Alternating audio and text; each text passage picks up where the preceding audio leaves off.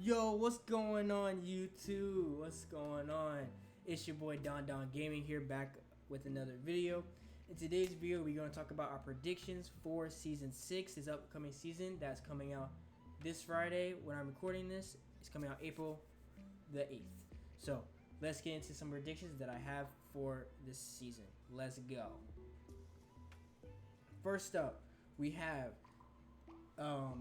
so far we're gonna go over the pink diamond token market. So got some.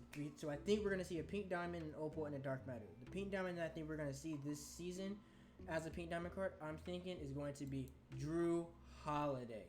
Now I know you guys are probably saying, why Drew Holiday? Number one, we have gotten one card this year, which is an amethyst card, and I think him having a pink diamond will bring a lot more hype into that pink diamond token market. And plus, all we have is like two guards, small forwards, and like in a power forward. Like, we don't have any point guards in the pink diamond token market. So I think starting off with Drew Holiday is a nice as a hype player to where it's like, hey, you can definitely add him to your squad if needed. And just for a pink diamond tier, I think that would be really dope. The next up, I think Galaxy Opal wise in the token market, I think we could be getting Robert Covington. Robert Covington, we all know how Robert Covington is in 2K. Defensive animations are elite. His amethyst card earlier in the year was literally unguardable. Like, he was just the best card, and we have not seen a Robert Covington card at all since. So I do think that we should be seeing Robert Covington as a free card as a Galaxy Opal one to make people actually want to get that, because we already seen a point guard, we already seen a center. So I think we should be seeing a forward in the Galaxy Opal market, and I think having it be Robert Covington will bring a lot more hype into people wanting to actually go get that Opal, and as well as that unlocking that dark matter. Finally, my dark matter token market player I think we should be seeing is a dark matter Miles Turner. This dude is gonna be glitchy like crazy. I think he's definitely gonna be like the one of the most worth it dark matters to get in the token market, because his longevity could be super long. We saw him last year in around this time as the glitch. Last year we had a glitch concept theme. I think we should be in Miles Turner, and I think him being in that dark matter would be really dope for everybody to be able to get and use a Miles Turner's card. So I think having that dark matter tier for 1,000 tokens, having play center power forward, I think would be really dope idea. Moving on to our next card, moving on from the token market, we have the draft mode. And my idea for the draft mode is more of an old school play, or really old school player more than anything, but also recently brought up in conversations, and that is Wayne Embry. I know, weird choice of players. Like, who in the world is Wayne Embry?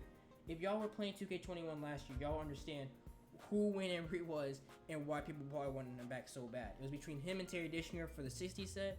So I do think we are going to see a Wayne Embry card this season, and I think having him as a draft mode will be, it's like, hey, a lot of old school players that play in 2K21 would love to play the draft mode again to get this Wayne Embry, but a lot of new school players might not want to, so it's like, it's not that much of a worry. So it's kind of a mixture of both worlds, and especially if he can play like power forward, small forward, or shooting guard, small forward, just because of his height. But I do think seeing us getting a Wayne Embry card would be really dope to see, especially in the draft mode, to bring up some more hype. Next, we have probably a lot of people's favorite game modes that was ever added into 2K, Clutch Time. And I think for the Clutch Time end card, I think we should be getting a Jonathan Isaac card. Like, guys, y'all, we gotta understand this. We've seen one Jonathan Isaac card that's not been his regular card, and that's a Sapphire that came out in the Mystic set. Since then, we have not seen a single Jonathan Isaac card at all. I predicted in my last for season 5, we didn't see one. So I'm predicting it again. Jonathan Isaac has to come this season. Please, 2K. I doubt you guys are watching this video, but if y'all are, please give us a free Jonathan Isaac card this season. Please. We have not seen one, and he is just gonna be so glitchy, especially for this time. And especially for budget cards to match up against like Giannis and all these big men that are coming out. So, and especially for him being an end card for 100 wins, and like for Clutch Time being a lot harder and harder to get points and stuff like that for how overpowered cards are getting, having to have that end card be like a really hype player and a really glitchy card would be very nice. But for the wheel card, I think this is going to be kind of reaching, but I do see us probably getting as the wheel card for Clutch Time, Andrew Wiggins. Now, the reason why I would say Andrew Wiggins is because we have a diamond card of him, which is okay, but his diamond card is really outclassed. But for him making the All-Star team and just for how good he is in 2K, I think us seeing him as a wheel card will bring a lot of people to want to grind for him, and having to be like, hey, yo, I really want to get this small forward 2 guard, or if they want to make him even more glitchy, have him play the point guard position. Like, Wiggins could really be that dude for clutch time, if we have people to actually want to grind that game mode out after they reach those 100 wins. But Wiggins, with his animations that he has this year, he is going to be... Excuse me, y'all. I think he's going to be absolutely elite. Elite. Next card that I have is the limited card. This card, I think, is someone that we just need some hype players in there and a good player too. And that card is Michael Porter Jr. Lads. This card, we have not seen a card of him at all since the Sapphire card that came out day 1. We need him MPJ card, and we need him now. I'm telling you guys this right now. Have him as a limited card. Now, the problem is that, yes, it will take us 6 weeks to grind for him. But it will be one of those cards to where it's like, hey, we don't have Michael Porter Jr. card yet, but it will make people want to grind limited out every week to get this card. Especially if he can play like, a small forward 2 guard, people are going to want to grind for him. I doubt he's going to be able to play the 2 guard position, but I do see him getting a Michael Porter Jr. for that longevity card, and a card that I think people would want to actually grind for limited. So I think having MPJ for a card that we have not seen at all this year to get his card updated and ready to go. The next card we have up is limited. Oh, sorry, not limited. Unlimited, sorry. And the unlimited card, I think, is definitely going to be more of like a current player, but one that hasn't played and that's probably not going to play at all this year, and that is James Wiseman. The guy's currently injured in the NBA, but I do see us, since we're not really going to see too much of him play, I think us having to be able to use him, I think is definitely a good idea. And having him as that unlimited card for people to have to grind that 12-0 or 16 or 12 and 16, I think will be definitely worth people having to want to actually go out and get this card as soon as possible for his glitchy animations and just his jump shot in general. Plus, the dude is just 7'1" and can compete against all those big men. So it's just like, hey, you want to compete? Get James Wiseman. He's just going to be like that. I would say personally a little bit better Kristaps Porzingis, but the only difference is that Kristaps Porzingis has 2 inch higher of height, because he's 7'3", James Wiseman 7'1". But I think James Wiseman as that unlimited card would be really, really dope to see as an unlimited card. Next up, getting into Triple Threat Online.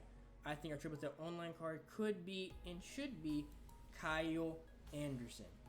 We usually don't get a Kyle Anderson card until near close to the end / middle of the year.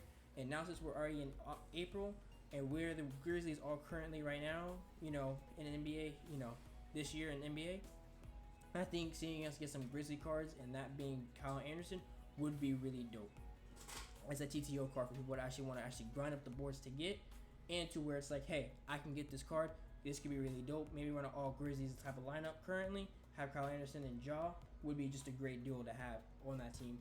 And with his animations, I think he could be a definitely interesting card to see this year.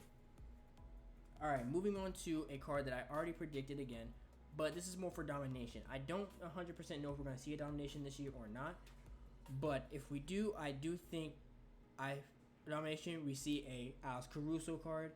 You already know my reasoning for it. If y'all don't, go back and watch my last video on my Season 5 predictions.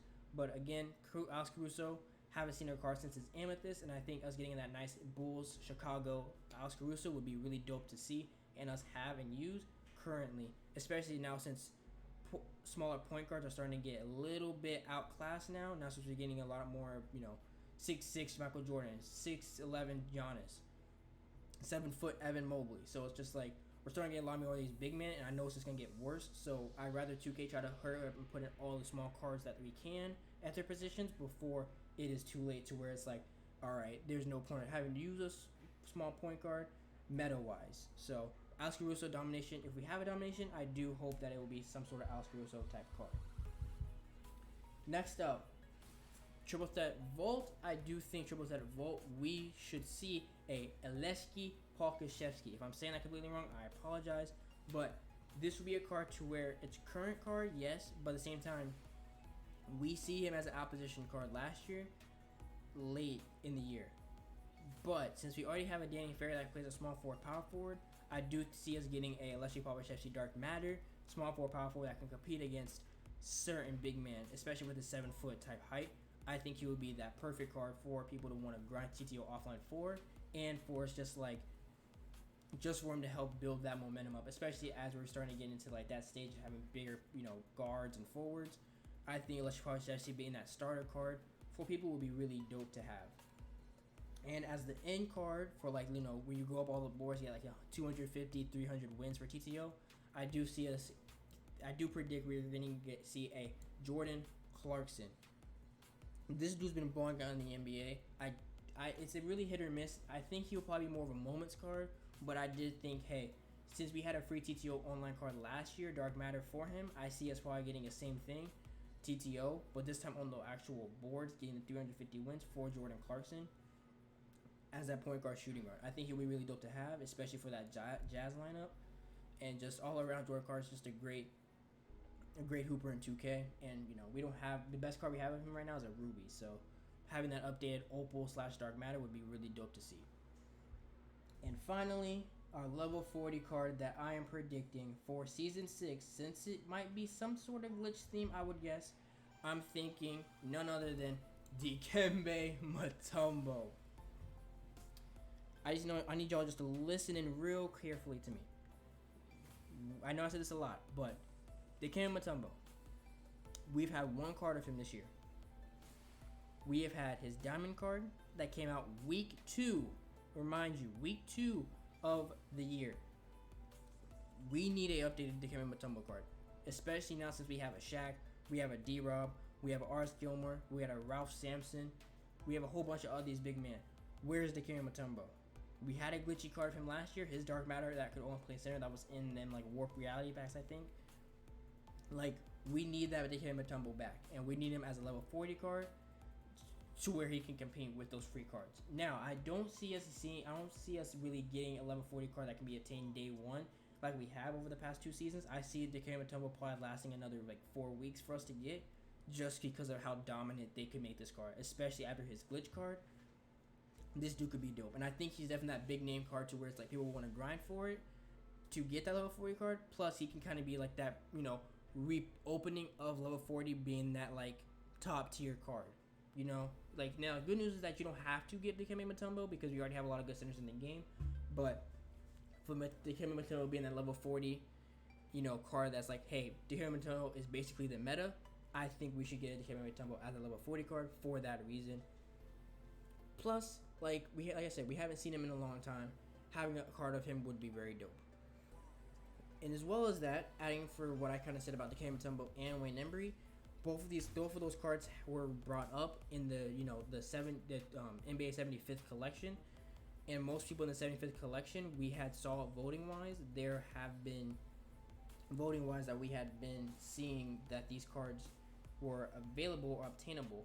Like for instance, in the 2200, 2000, sorry y'all, I'm really stuttering today.